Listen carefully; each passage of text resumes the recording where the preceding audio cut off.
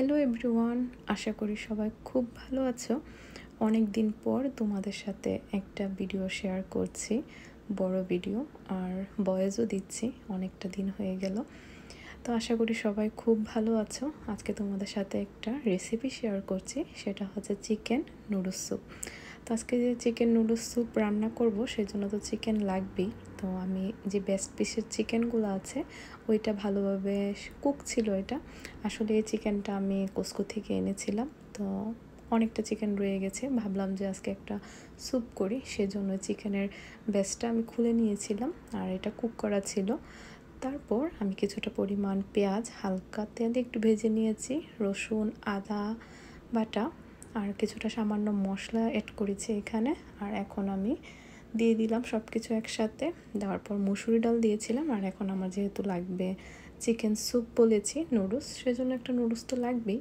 তো সেজন্য নুডলসটাও আমি এখানে দিয়ে দিলাম। আর এখন সব কিছু আমি একসাথে সিদ্ধ করে নেব। আর এই নুডলসের সাথে এরকম একটা বাটার থাকে দেওয়া, আর হচ্ছে সয়া সস থাকে, তো সেটাও আমি এখানে অ্যাড করে দিব। আমি যখন প্রেগনেন্ট ছিলাম তখন একদিন আমি এরকম একটা স্যুপ রান্না করেছিলাম আমার বরের জন্য। আমি খেয়েছিলাম, মূলত খাওয়ার পরে ওর জন্য কিছুটা আমি রেখে দিয়েছিলাম। তারপর ও কাজের থেকে এসে স্যুপটা খেয়ে বলছিল যে এরকম স্যুপ আমি আগে কখনো খাইনি, এত টেস্টি ছিল। তারপর সে অনেক সময় এই স্যুপটা খেতে চাইতো, কিন্তু আমি দিয়েছি করে, কিন্তু তার কাছে মনে হতো যে না, ওই টেস্টটা পাচ্ছি না। তো ওই দিন যখন এই স্যুপটা রান্না করেছিলাম, সেটা খেয়ে সে বলছিল যে আগে যে স্যুপটা খেয়েছিলাম সেই স্যুপটার কথা মনে পড়ছে, বাট ওই স্যুপটার যে টেস্ট ছিল এটা আমি এখন ভুলে যাব, এখন আমার এই স্যুপটার কথা মনে পড়বে সব সময়।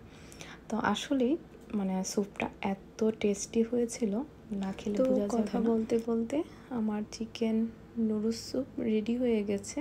এখানে আমি খুবই সামান্য পরিমাণে সব কিছু মশলা অ্যাড করেছিলাম। আমি একটা সি ফুডের নুডলস ইউজ করেছিলাম। এটা ম্যাগি যে নুডলসগুলো থাকে ওই রকম না, একটু ডিফারেন্ট থাকে। ডিফারেন্ট বলতে আলাদা ফ্লেভার এরকম অ্যাড করা থাকে। তো এটার সাথে বাটার, সয়া সস আর একটা জাস্ট মশলা থাকে। তো এই সবটাই আমি এখানে ইউজ করেছিলাম, তার কারণে একটা ভালো ফ্লেভার আসছিল। আর নামানোর সময় ধনেপাতা কুচি ছড়িয়ে দিয়েছিলাম, এতে করে একটা সুন্দর গন্ধ আসে। আর এই তো আমার নুডলস রেডি হয়ে গেছে। আর এখন আমি গরম গরম পরিবেশন করব, আর এটা গরম গরম খেতে খুবই ভালো লাগে। তো আশা করি আজকে তোমাদের এই রেসিপিটা ভালো লেগেছে, এটা ট্রাই করতে পারো। আমি এটা বলতে পারি, একবার খেলে তোমরা আবার এই রেসিপিটা ট্রাই করার জন্য খুব ইচ্ছে করবে। আর যারা ডায়েট করো, ডায়েটের জন্য যেহেতু মশলা কম তেল এটা ইউজ করতে হয়, সেজন্য এরকম একটা রেসিপি বা এরকম একটা স্যুপ তোমরা ডায়েটে যে কোনো সময় রাখতে পারো। আশা করি সবাই খুব খুব ভালো থাকবে। সে পর্যন্ত সবাইকে বাই।